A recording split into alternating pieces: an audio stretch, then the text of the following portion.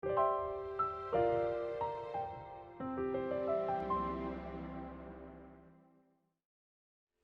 오늘 주시는 하나님의 말씀은 창세기 12장 말씀입니다. 여러분 가지고 계신 성경 구약 성경이고요. 가장 앞부분 창세기 12장 6절에서 7절, 8절까지 말씀 보도록 하겠습니다. 오늘 2021년 첫 주일이잖아요. 여러분 말씀을 듣기 전에 옆에 분들을 한번 이제 말씀으로 축복하는 그런 시간 한번 가져보려고 하는데, 우리 민수기 6장을 보면 그 예전에 제사장들이 하던 축복이 있어요. 그 축복을 참조해서 지금 이 시간 서로 축복하도록 하겠습니다.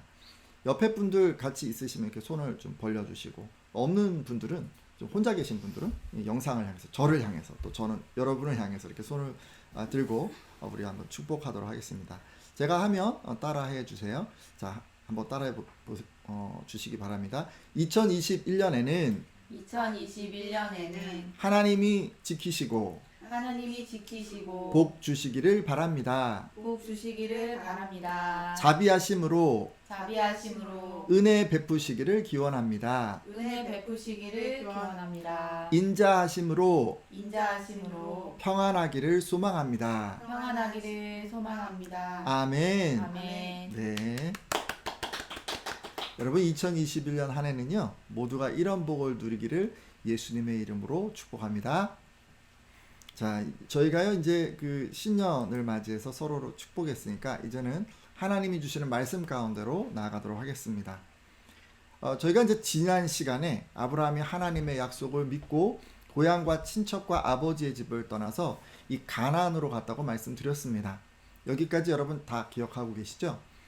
오늘은 그 이후 여정에 대해서 말씀드리려고 합니다. 이제 아브라함 입장에서 한번 생각해 볼까요? 내가 내게 복을 줄 테니 고향과 친척과 아버지의 집을 떠나라고 하시는 그 하나님의 말씀에 순종해서 떠났으니까 이제 후로는 뭔가 그 복이 우수수수 하고 떨어질 거라고 기대하지 않았을까요? 여러분도 그렇죠? 신앙생활 처음 시작해서 말씀을 딱 붙들고 그렇게 이제 살아가기 시작하면 하나님이 도우실 거야 라는 그런 생각이 있기 때문에 언제나 거침이 없고 내 삶은 좋은 일만 있을 거야 라고 그렇게 기대하시지 않습니까? 자, 근데 말씀을 보면요, 현실은 녹록지 못했습니다. 말씀을 통해서 한번 확인해 보도록 하겠습니다. 창세기 12장 6절 말씀인데요. 자, 여러분 12장 6절 같이 한번 한 목소리로 읽도록 하겠습니다. 시작. 아브라함이 그 땅을 지나 세겜 땅 모레 상수리 나무에 이르니 그때 가나안 사람이 그 땅에 거주하였더라. 아멘. 자, 여기 그 땅을 지나라고 했는데요. 여기서 그 땅은 그러니까 가나안 땅, 지금 이스라엘이 속한 팔레스타인 지방을 말합니다. 아브라함이 지금 가나안 땅을 가로질러서 이제 세겜이라고 하는 지역, 그 땅에 이르렀습니다. 모래 상수리 나무는 아마도 그 지방에서 유명한 어떤 랜드마크였던 것으로 보입니다. 자, 그런데 그곳에서 아브라함이 본 것은요, 이미 그 땅을 차지하고 있는 사람들이었습니다. 그리고 그 사람들은 한 사람, 두 사람이 아니고 거대한 도시였고 또 막강한 국가였습니다. 게다가 그들은요, 함의 자손이었어요. 여러분, 함이라고 하는 사람 기억하십니까? 노아의 그 세 아들 중에서 셈, 함, 야벳 이렇게 있었잖아요. 그 중에서 그 함 얘기하는 거예요. 근데 여러분, 함의 자손은 어떤 사람이었어요? 노아의 그 자손들 가운데 저주받았던 그런 사람들 아닙니까? 게다가 바벨탑을 쌓으면서까지 하나님을 대적하는 것을 주도했던 그런 사람들이 아닌가요? 따라서 가나안 사람들은요, 하나님에 대해서 절대 호의적이지 않았습니다. 오히려 그들은 하나님을 완전히 떠나서 재물과 성공을 주는 바알신을 섬기고 살았습니다. 그리고 이렇게 신앙이 다른 것뿐 아니라 가나안 사람들은 생김새도 또 문화도 달랐습니다. 아브라함이 그 셈족이었잖아요. 셈의 자손이었잖아요. 그렇기 때문에 이 가나안에 살고 있었던 이 함 족속과는 생김새가 달랐습니다. 또 메소포타미아 그 문명에서 살다 와서 문화도 다르고 또 언어도 다르고 또 의복도 다르고 이 모든 것이 다 달랐습니다. 이런 이유로 지금 가나안에 온 이 아브라함은요, 어딜 가든지 튀었고 또 그로 인해서 가나안 사람들은 그를 주목하고 경계했으리라 생각합니다. 자, 지금 우리 같으면 이게 어떤 상황일까요? 하나님을 우리가 믿었잖아요. 그리고 이제 죄에서 떠나서 하나님 말씀대로 좀 살아봐야겠다라고 우리가 이제 결단을 했는데, 내가 소속된 공동체에는 아무리 둘러보아도 신앙 없는 사람들만 가득하고 또 그들만의 문화가 있어서 내 신앙을 주장할 수 없는 그런 상황인 것입니다. 예를 들어 여러분이요, 성공 지상주의가 팽배한 그런 어떤 기업의 직원이라고 가정을 해보면, 여러분 주일에 예배드리겠다고 말하는 것이 어려울 수 있습니다. 왜냐하면 그런 기업에서는 대부분의 상사나 동료가 신앙에 가치를 두지 않고, 그러기에 심한 경우에는 신앙인의 활동에 대해서 비아냥거리기도 하고 또 조롱하기까지 하기 때문입니다. 그리고 청년이나 학생들 같은 경우는요, 믿지 않는 친구들 사이에서 신앙 얘기를 꺼내는 것이 어려울 수 있고, 또 그들과 어울리자니 세상의 여러 향락 문화에서 떠나기가 힘들 수도 있습니다. 근데 여러분, 이런 상황들이 다 지금 아브라함이 처한 상황과 유사한 것들입니다. 자, 그러면요, 이런 상황에서 하나님께서는 어떻게 하셨을까요?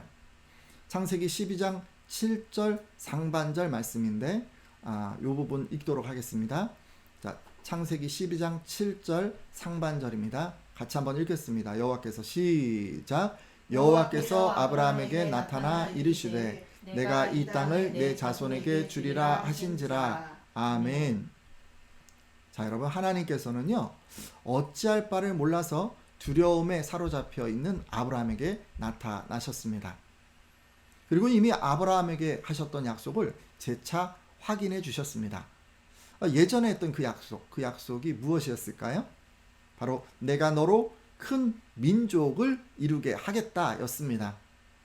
근데 이번에는요, 그 약속에 부과해서 내가 이 땅을 내 자손에게 주겠다라고까지 하셨습니다. 그러니까 아브라함은 지금 현재 자식이 없잖아요. 그렇지만 앞으로는 하나님께서 자식을 주실 것이고, 또 그것으로 끝나는 것이 아니라 그 뒤로 계속되는 그 아브라함의 자손들이 이 땅을 차지하게 만드시겠다는 새로운 약속을 추가하신 것입니다. 이를 보아 하나님을 적대시하는 이 세상 속에서 우리들은 두려워하고 또 불안해할 수밖에 없지만, 하나님께서는 이렇게 말씀을 통해서 새 힘을 공급해 주심을 알 수가 있습니다. 자, 여러분, 그렇다면요, 그 당시 하나님께서 아브라함에게 직접 나타나셨잖아요. 그러면 지금 오늘날을 사는 우리에게도 하나님 그러셔야 하는 것 아니겠습니까? 돌아보면 우리도 그래요. 마찬가지인 것 같아요. 믿음을 지키고 살아보려고 해도 세상은 그리 호락호락하지 않은 것 같습니다. 직장도 학교도 또 친구들도 심지어 가장 가까운 가족들까지도 내 신앙에 대해서 언제나 태클을 걸기만 하는 것 같기도 하고, 뭐 다 이런 상황인 거죠. 자, 그렇다면 우리에게도 하나님께서 한번 나타나 주셔야 하는 것은 아닐까요?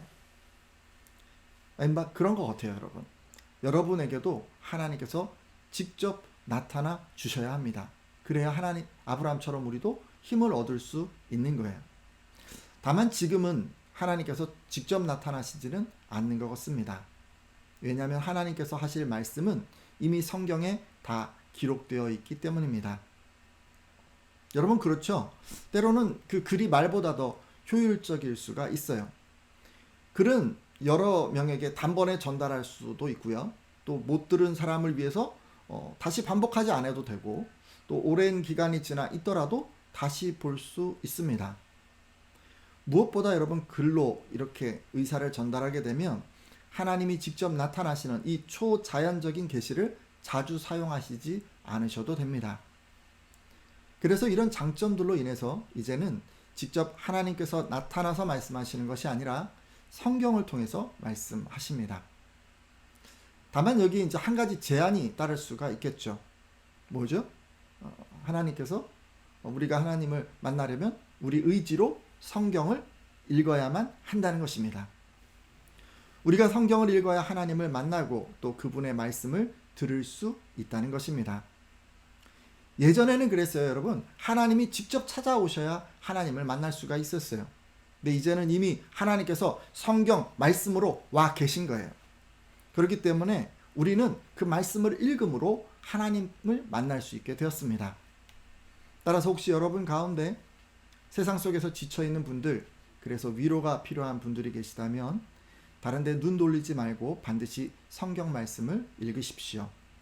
그래서 성경을 통해서 하나님을 만나시고 그분의 말씀을 통해서 위로와 힘을 얻으십시오. 자, 지금까지 말씀을 통해서 세상을 향한 그 불안한 마음이 회복될 수 있다고 했습니다. 세상은 너무도 크고 두렵지만 그럼에도 믿음으로 나아가기 위해서는 반드시 하나님의 말씀으로 그분을 만나고 또 힘과 용기를 얻어야 한다는 것입니다. 오늘 함께한 예배자들은 이렇게 말씀으로 힘을 얻는 2021년이 되시기를 축복합니다. 아멘. 자, 그러면 여러분 이렇게 하나님을 만나고 또 말씀을 들음으로 회복된 이 아브라함 말입니다. 그 다음에 무엇을 했을까요? 그의 삶에는 어떤 변화가 일어났을까요? 사실 우리가요, 그에게 일어난 이 변화를 알 수만 있다면 2021년에 우리에게도 이런 변화가 일어나겠구나 기대할 수 있지 않겠습니까? 자, 그러면 이후로는 말씀으로 회복된 그 아브라함에게 어떤 변화가 일어났는지 살피도록 하겠습니다. 그에게는 두 가지 변화가 일어났습니다. 자, 지금부터 이제 첫 번째 그 변화를 보려고 하는데 창세기 12장 7절 하반절에서 8절까지 말씀입니다. 자, 여러분 뒤에 말씀이 나오죠. 이 말씀은 제가 읽도록 하겠습니다.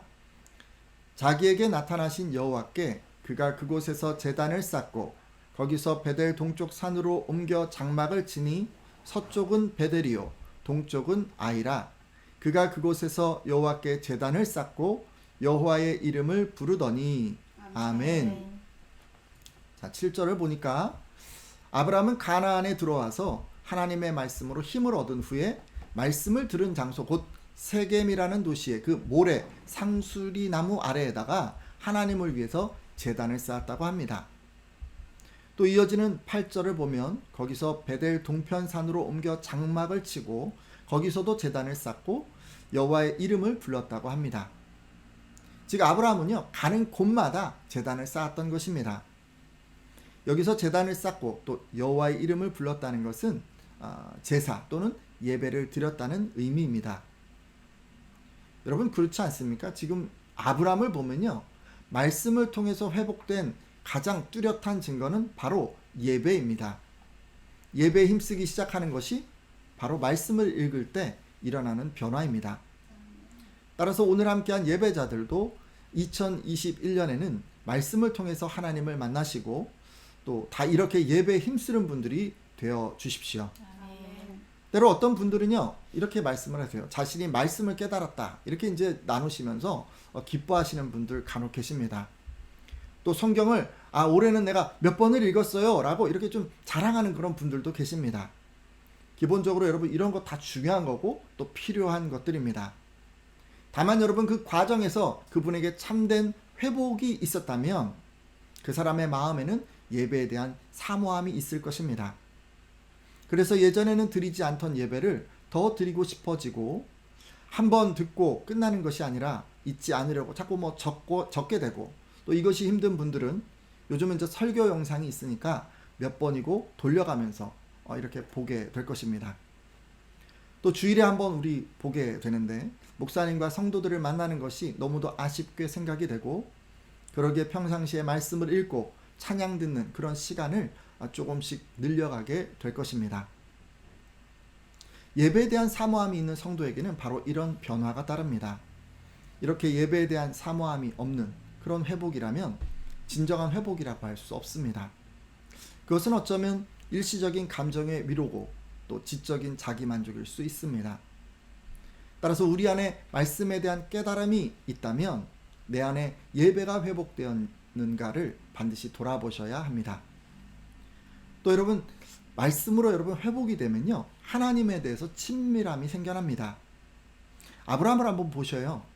첫 제단의 그 제사에서는요, 하나님의 이름을 불렀다는 기록이 없습니다. 하지만 두 번째 제단의 제사부터는 하나님의 이름을 불렀습니다. 그만큼 아브라함은 예배가 지속됨에 따라 인격적인 하나님과 교제가 풍성해진 것입니다. 하나님을 친밀하게 느끼게 된 것이죠. 내가 힘들 때 부르면 언제든지 달려오는 가까운 가족이나 또 친구나 또 애인처럼 바로 그렇게 하나님을 가까운 존재로 느끼기 시작한 것입니다. 오늘 함께한 예배자들도 아브라함처럼 말씀으로 회복되셔서 예배를 사모하고 또 하나님을 친밀하게 느끼시기를 축복합니다. 아멘. 자, 이렇게요, 여러분. 말씀을 들음으로 아브라함은 먼저 예배가 회복되었습니다. 자, 그러면 그에게 일어난 두 번째 변화는 무엇이었을까요?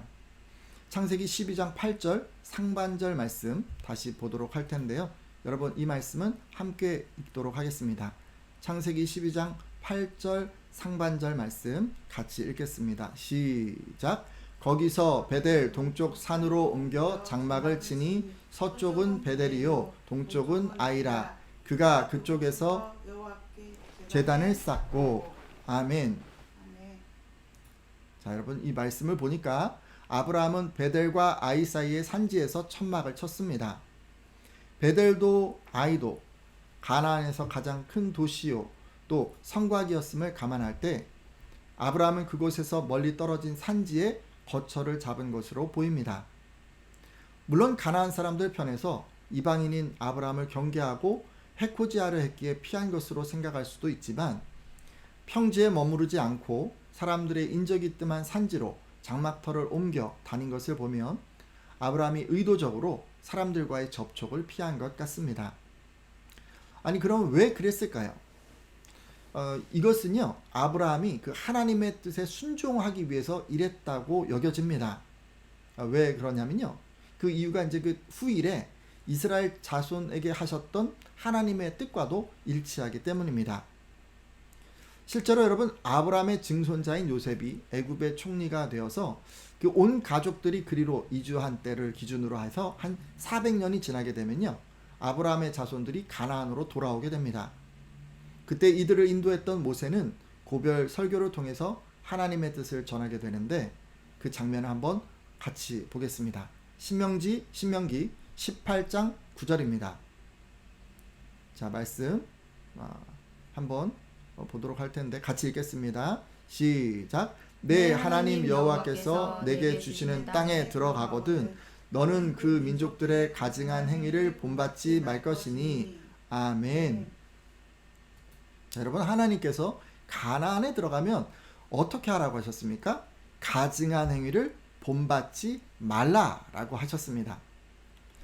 여러분, 당시 가나안 사람들은요, 자녀를 산 제물로 바쳐서 태우기도 했고 뭐 점을 치기도 했고 좋은 일 또 나쁜 일의 징조를 말하기도 했고 마술을 하고 무당이 되기도 했습니다. 또 주문을 외우거나 영매를 통해서 죽은 사람의 혼을 불러오기도 했죠. 한마디로 이 사람들은 그 재물과 또 성공을 위해서는 무엇이든지 물불을 가리지 않았고 심지어 악한 일까지도 불사했던 것입니다. 따라서 하나님께서는 가나안 사람들의 이런 악한 행위를 본받지 말라고 하셨습니다. 유추하건대 이런 하나님의 마음은 그들의 조상인 아브라함 때에도 동일했으리라고 생각됩니다. 왜냐하면 하나님께서는 어제나 오늘이나 동일한 분이시기 때문입니다. 그래서 아브라함은 이렇게 구별되기를 바라시는 하나님의 뜻에 순종해서 악을 행하는 가나안인들과 거리를 둔 것으로 보입니다. 그렇습니다. 지금 말씀을 통해 회복이 일어난 후에 아브라함에게 일어난 두 번째 변화는 가나안인들과 구별되는 것이었습니다. 따라서 오늘 함께한 예배자들도 이렇게 구별되는 분들이 다 되어 주십시오. 자, 그렇다고 제가요, 뭐 세상 사람들과 단절해라 이런 얘기를 하는 게 아닙니다. 세상 사람들이 죄를 짓고 살기 때문에 그 사람들과 어울려 살지 않는다면 우리는 세상 속에서 살 수 없을 것입니다. 바울 사도 역시 고린도 전서 5장 9절에서 10절까지 말씀에 내가 너희에게 쓴 편지에 음행하는 자들을 사귀지 말라 하였거니와 이 말은 이 세상에 음행하는 자들이나 탐하는 자들이나 속여 빼앗는 자들이나 우상 숭배하는 자들을 도무지 사귀지 말라 하는 것이 아니니 만일 그리하려면 너희가 세상 밖으로 나가야 할 것이니라 라고 말씀하셨습니다. 그러니까 다만 함께 살 수는 있는데 그들이 죄를 짓더라도 동참하지 말라는 것입니다. 그리고 오히려 의롭게 살아가라는 그런 말씀이죠. 좁아 보이지만 선한 길을 선택하라는 말씀입니다. 그러니까 그것이 구별됨의 의미인 거예요. 때로 우리는 이것을 거룩이라고 부르기도 합니다. 레위기 20장 26절을 보면 너희는 나에게 거룩할지어다. 이는 나 여호와가 거룩하고 내가 또 너희를 나의 소유로 삼으려고 너희를 만민 중에서 구별하였음이니라 라고 하셨습니다. 하나님께서는요, 우리가 세상 사람들 가운데 있지만 그들과 다른 법에 따라서 살고 그들과 다른 가치관을 갖고 또 그들이 섬기는 신과는 다른 하나님을 섬기며 살기를 바라십니다. 바로 그것이 거룩이고 세상에서 구별되는 것입니다. 따라서 오늘 함께한 예배자들도 다 아브라함처럼 말씀으로 회복되셔서 다 이렇게 세상에서 구별되시기를 예수님의 이름으로 부탁드립니다. 아멘. 자, 이제 말씀을 맺으려고 하는데요. 하나님의 말씀에 순종해서 신앙의 길을 떠났지만 사실 아브라함은 너무도 두려웠습니다. 그가 도착한 곳 그 가나안 땅에는 그를 경계하는 거주민이 있었기 때문입니다. 하지만 하나님을 만나고 또 말씀을 들음으로 그는 영적인 회복을 경험했고 또 그로 인해서 참된 예배자가 되고 세상에서 구별된 성도가 될 수 있었습니다. 오늘 함께한 예배자들 가운데 혹시 세상이 너무 커 보여서 신앙을 붙들고 살 엄두가 나지 않는 그런 분이 계시다면 2021년에는 말씀을 통해서 하나님을 만나게 해달라고 그렇게 기도해 주십시오. 아멘. 또 말씀을 통한 회복 가운데 예배를 향한 열정이 일어나고 세상에서 거룩하게 구별되어 살아갈 수 있도록 담대함을 더해달라고 그렇게 기도해 주십시오.